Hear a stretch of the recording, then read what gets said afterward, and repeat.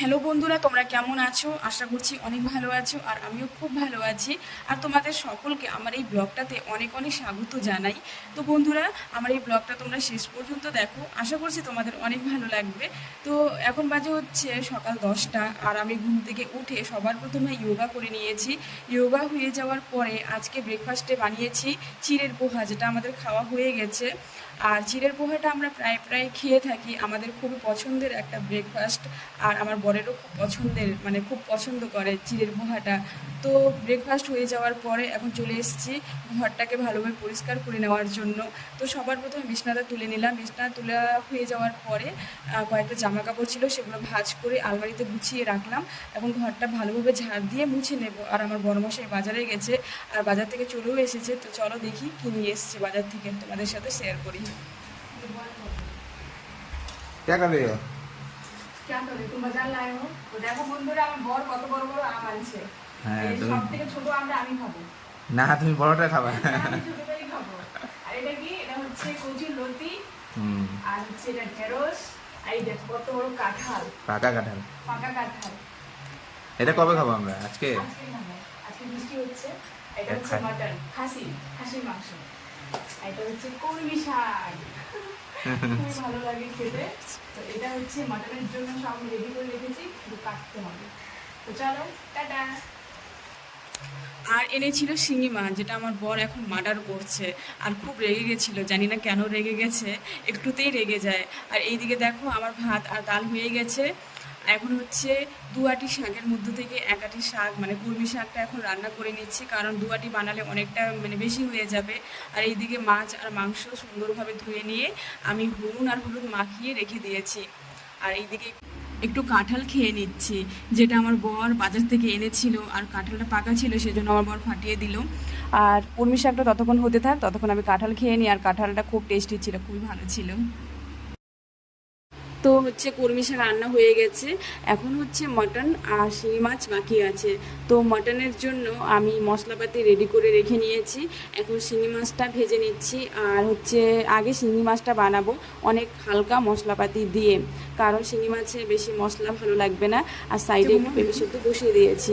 আর এইদিকে দেখো আমার বরমশাই চুল কেটে এসছে, আর আমাকে বলছে দেখো কেমন কেটেছে। আর অন্যবারের থেকে এবারে চুলটা ভালো কাটছে, সেজন্য আমার বর একটু খুশি আছে। অন্যবারের মানে অন্য টাইমে চুল কাটার পছন্দ হয় না। আর এইদিকে দেখো আমার শিঙি মাছটা রান্না হয়ে গেছে। তো চলো এখন মাটন বানাই। তো মাটনটাকে আমি হচ্ছে প্রথমে কড়াইতে কষিয়ে তারপর হচ্ছে প্রেসারে রান্না করব।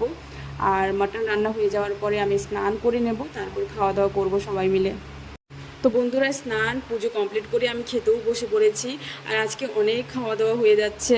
আর আজকে রবিবার বলে কথা, একটু স্পেশাল তো হবেই। আর মাটনটা খুবই টেস্টি হয়েছিল, খুব ভালো সেদ্ধ হয়েছিল। আর খাওয়া দাওয়া করে এখন আমরা বেরিয়ে যাচ্ছি ডিব্রুগড়।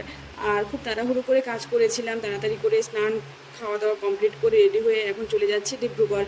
আর আজকে আমাদের যাওয়ার কথা ছিল 12টা মানে ট্রেনে। আর ট্রেনটা লেট ছিল বলে আমরা 4টা ট্রেনে যাচ্ছি। আমরা যাচ্ছি আমার একটা কাকি শাশুড়ির মানে ছেলে চাকরি পেয়েছে, ডিব্রুগড়ে পোস্টিং হয়েছে।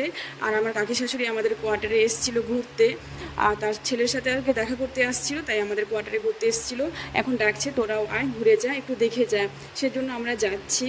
আর বাসেও যাওয়া যায়, আমরা ট্রেনে করে যাচ্ছি। আর দেখো আমার বরের সাথে একটু রোম্যান্টিক, মানে বরটাকে আমার রোম্যান্টিক বানাচ্ছি। আর ট্রেনের মধ্যে যেতে খুবই ভালো লাগে বাসের থেকে। তো বন্ধুরা দেখো, আমরা ট্রেন থেকে নেমে পড়েছি আর পৌঁছে গেছি ডিব্রুগড় স্টেশনে। আর আমার বর টোটো ভাড়া করছে। আর টোটোওয়ালা মানে হচ্ছে একটু অচেনা লোক দেখলে ওদের একটু ডিমান্ড বেড়ে যায়, বেশি ভাড়া চায়। আর কি করা যাবে, আমরা তো এখানকার লোকাল না, একটু কম বেশি ভাড়া দিয়ে যেতেই হবে। তো এই টোটোতে করে আমরা হচ্ছে চলে এলাম সেই কাকি শাশুড়ির ছেলের মানে রুমের মধ্যে। এখানে তারা থাকে, এখান থেকে মানে চাকরিতে যায়। তো ভালোই লাগলো, দেখা হলো সবার সাথে, গল্প গুজব হলো, খাওয়া দাওয়া হলো। আর অনেক কিছু খাওয়া দাওয়া, এখানেও এসে মাটন খেলাম। আর মানে অনেক খাওয়া দাওয়া হয়ে গেছে, মিষ্টি, মাটন, ফল, ফ্রুট, অনেক মানে খাওয়া দাওয়া বেশি হয়ে গেছে আজকে, ওভারলোড খাওয়া দাওয়া। তো অনেকক্ষণ আমরা সবাই মিলে গল্প করলাম। গল্প করার পরে বেশিক্ষণ গল্প করা হয় নাই, কারণ হচ্ছে আমাদের 12টার ট্রেনে আসার কথা ছিল। আর দুপুরে খাওয়া দাওয়া এখানেই করার কথা ছিল, কিন্তু আমাদের ট্রেন লেট ছিল বলে আমরা 4টার ট্রেনে এসেছি। আর আস্তে আস্তে 5টা বেজে গেছিলো। তো রাতের খাওয়াটা এখানেই করেছিলাম। আর এখানেও মাটন ছিল, বললাম তোমাদের। তো আজকে তো খাওয়া দাওয়া অনেক হয়ে গেছে, আর বেশিক্ষণ আমরা থাকি নাই, প্রায় 2 ঘন্টার মতন, 2-2.5 ঘন্টার মতন ছিলাম। তো ভালোই লাগলো, খুব ভালো লেগেছিল সবার সাথে গল্প গুজব করে। আর এখন আমরা চলে যাচ্ছি, কারণ হচ্ছে 8টার থেকে ট্রেন, আর আমার বরের সকাল 6টায় ডিউটি আছে। তো চলো বন্ধুরা, টাটা, ভালো থেকো, সুস্থ থেকো, আবার দেখা হচ্ছে নতুন কোনো আরেকটা ভিডিওতে। টাটা।